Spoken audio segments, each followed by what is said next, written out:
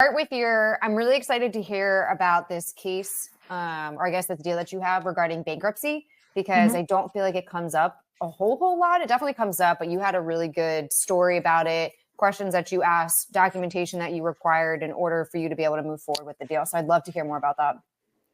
Yes, so it's not unique. It's every bankruptcy. If somebody is in bankruptcy, they have two options. The person who owns the property can either request it to be dismissed, like, okay, never mind, I promised to pay my bills. Let's pull back the bankruptcy, or they have to get some kind of conclusion from the bankruptcy court. Okay, they cannot sell any asset that they own without the court's approval. Cannot. And no title company that is legit will allow them to do that. To sell the property before it's concluded. Exactly. So what's the documentation that you need from the courts? Like, is there a specific name for it? Like, is it a decree or something? Yes, just a decree from the court. Okay. Yeah, either, okay, this has been dismissed, or, okay, decree, we're in the middle of bankruptcy, but you can sell your asset. Like specifically this asset, you can sell it, or you have to wait until it's discharged. That means you made it all the way through bankruptcy. It's been discharged, and you can reaffirm that loan against the mortgage, deed of trust, whatever that lien looks like, on the property, so you can sell the property and then get it paid off. So that was a mouthful, this last piece of it. Like, break that down so we have a couple options. You can dismiss it. You can get a decree from the courts that basically says, hey, like, this has been concluded and now you're able to sell your property because the bank didn't take the property in the foreclosure or in the bankruptcy. No, you're confusing that one with the last one. Okay. So number 2, it says the court says, yes, you can sell it. You can sell it. But those proceeds, we're going to hold on to them. Oh, okay. Until the bankruptcy is completed. Right. Either dismissed or discharged. Dismissed means I'm pulling it back. Discharged means you made it through all the way through the bankruptcy court process, and here's the outcome. Got it. Okay. Okay. So the third option with a discharge, and there's different kind of bankruptcies. So depending on the discharge of the bankruptcy instructions, depends on how their liens or their debt is going to be organized. Sometimes they write it all off. Sometimes they restructure it for a new payment, whatever that looks like. Okay. They have this process called reaffirming.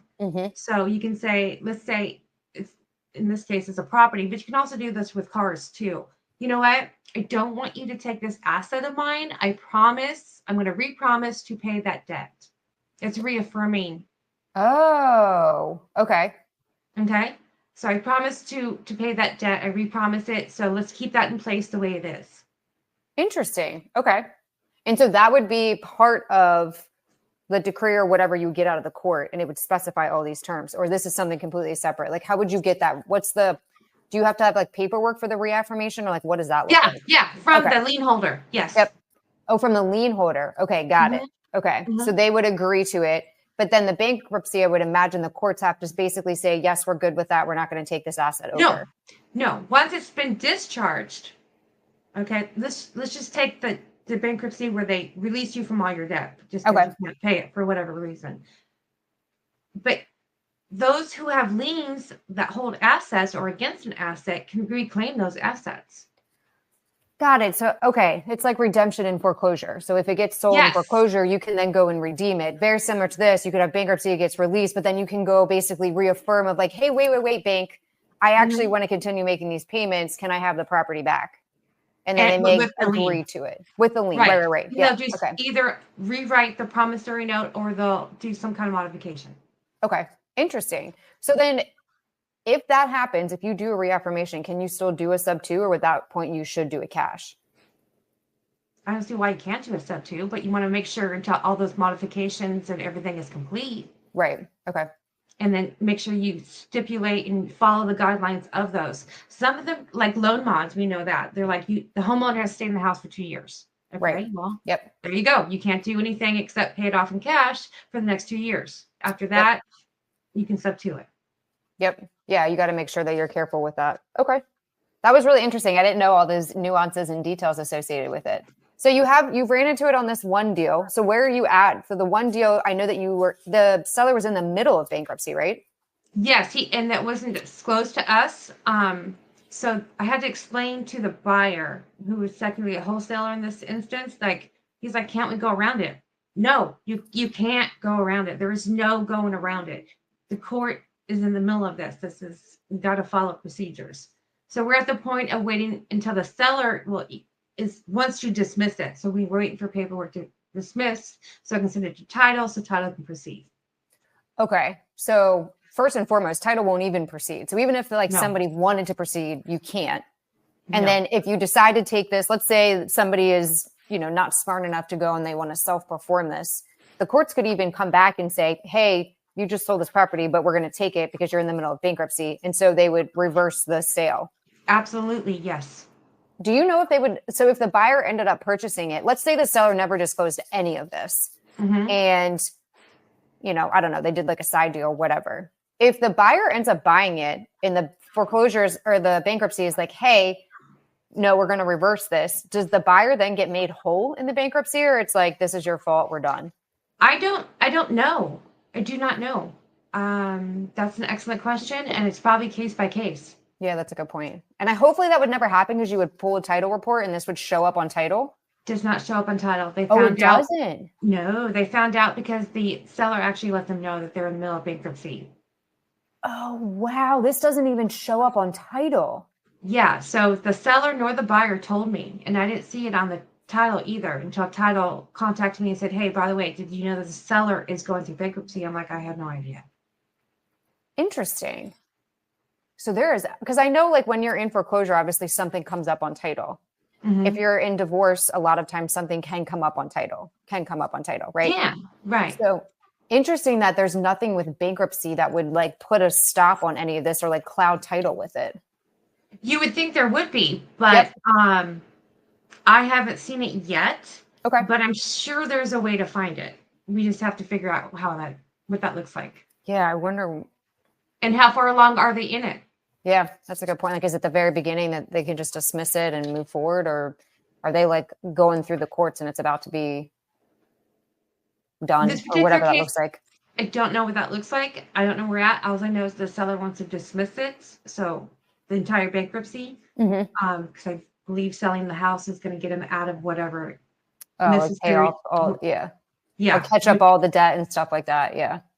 Hopefully, I think that's the case. I don't know for sure. They're not very forthcoming in information, as we know. Some people aren't. Some people are. Yep, that's one of the things that you deal with. What do they always tell me that buyers are liars and sellers are worse. So that is a very true statement, and I've had it time and time again proved. So they're not bad people, but they just sometimes don't tell you the full truth, and you're like, yeah, that would have been really nice to know. So right, yeah, the bankruptcy would have been great to know ahead of time, so I could, warn them. Yeah, of hey, let's not start this until something happens. Interesting. Okay. No, this was really cool because it's one of those things where now you almost want to make sure that you ask the sellers at the very beginning of are you going through bankruptcy? Yeah. And hopefully the answer is no, but then they might say, they may not think that it is as important as it is to tell you that they are going through bankruptcy and what that means for this. Yeah. Exactly. Yes. Which luckily in this circumstance, even the in buyer was fine with the time difference because they're like, we'd like that extra 2 weeks, 3 weeks, whatever that timeline looks like. Yeah. So it was a win-win for everybody. Yeah. Well, that's good. Hopefully he gets it dismissed. You guys can carry through. So then let's ask this question. So if you're doing a sub 2, is the bank notified of the bankruptcy? Yes. Or the mortgage company, I should say. Yes. Okay. So all then lien holders. Oh, here's the other thing. If the bankruptcy gets dismissed, you have to wait 2 weeks from that date before you can close escrow. Do you know why? Yes, I do. Because anyone who has a lien or has the ability to lien that property needs that 2-week time to be able to relien it. So it'll show up on title. Oh, so they actually legitimately clear title during the bankruptcy. If it gets dismissed, then they have to put another lien on the property? Not necessarily. If it gets discharged, liens can be removed. Certain liens, let's say a vendor lien for a contractor or something, can be released. Not always, but can be. Okay. A mortgage or deed of trust cannot be, because that's how they bought that asset. That will always be there. But you have to allow, or someone hasn't liened it yet because they know they're going through bankruptcy and they kind of don't want to waste their time and energy on it. It's that kind of scenario that they're looking. Got it. And then if they get it dismissed, then they can go ahead and put it on it. Correct. So you could actually even have, so in your situation, this seller could get it dismissed. You guys could wait the 2 weeks, repull title, and find 2 more liens that you didn't know about previously. Right. Exactly. Interesting. Oh man, that's like a whole like spider web of things that could happen and you have to be cognizant of. Yes. What's the most scariest to me though is that you can't even you won't see this on title. So you really have to rely on the seller to tell you that information, which is a little bit scary. But sellers typically know, a lot of times sellers don't understand what's going on if they're in arrears. If you know what I mean, versus if they're in bankruptcy, 10 out of 10 times they will know that they're in bankruptcy and be able to tell you some type of information about it. So you can start to do due diligence and look down that path. Correct. Yeah. Or at least contemplating it, thinking about it, have started the process, don't know where they are in the process. At least they know they're in a process so we can reach out. Yeah. So then so that's a great question. If there is a bankruptcy, if your seller says, hey, I'm in bankruptcy, who do you reach out to kind of get more information? Okay. So bankruptcies, generally you have an attorney. Bankruptcy attorney. Oh, same thing. Okay. A foreclosure. Got it. Exactly. So, and there's got to be somebody, because I've never heard of, that couldn't happen, but I never heard of a person representing themselves in bankruptcy court. Yeah, I would imagine not, but you never know, to your point. We've come across weirder things, so it's definitely a possibility in the future. And then we'll have to do another one of these videos so I can ask you about that and how that went. Oh, yeah. When it happens, I'll totally let you know when I find a seller that's representing themselves in bankruptcy court. You never know. Well, cool. This was super helpful. Anything else you want to add or things to be on the lookout for? I think the biggest thing to take away would be make sure you ask your sellers up front. If they say yes, try to get the bankruptcy keep wanting to say foreclosure, bankruptcy attorney's information to call them and figure out where they are in the process. And then pretty much from there, just keep tabs on where they're at. And then if it gets what the status is going to be, are they going to get it dismissed? Is it going to get discharged? What that looks like? Are they going to have to go back and reaffirm it and then wait your allotted period of 2 weeks? There's steps. Where are you in the step? Okay, you're here. Okay, because it can branch, right? Anything can branch. And then there's different steps based on the branches. The lucky part is there's only a few options. Either you get it dismissed or you get discharged. That's it. Based on those 2 outcomes, there's not very many next steps on them. Right. Dismissal, it sounds like, would probably be the best option for most. Because hopefully, then you don't have that against your record. You don't have that against your record, and then you can move forward with I guess you still have to wait the 2 weeks for the sale, but then you don't have to wait for the discharge and see what happens with that, with all the courts and stuff. Correct. And then if you go the discharge route, what was listed as being written off or restructured, and then what do you need to reaffirm that you don't want to lose? Because if it's attached to an asset, you will lose it. So you could even wait, it could get discharged, and then they could lose the house in the bankruptcy, and then you don't even have a sale because they don't even own the property anymore. Exactly, because they didn't reaffirm the loan or make some kind of agreement with the mortgage. All right, I have one more question now. If you reaffirm the loan, is that different in each state? So redemption period is different in each state. Is that the same for a bankruptcy? The reaffirmation, is that different in each state? Some states will allow you to reaffirm it. Some states won't. Some states may allow you, 3 weeks, 2 weeks, whatever it might be. I have not heard that it's different in each state per se. The state won't allow you, what the state will allow you. I think it's a unique situation for each lender and borrower. Oh, interesting. Okay. So it depends on everything they probably have. Yeah, we should do this every 7 years. We're done. We're going to find an end buyer. Or, oh, okay, we're so sorry you're going through this. We're going to try and help you out and reaffirm the loan. It could be anywhere in between those two.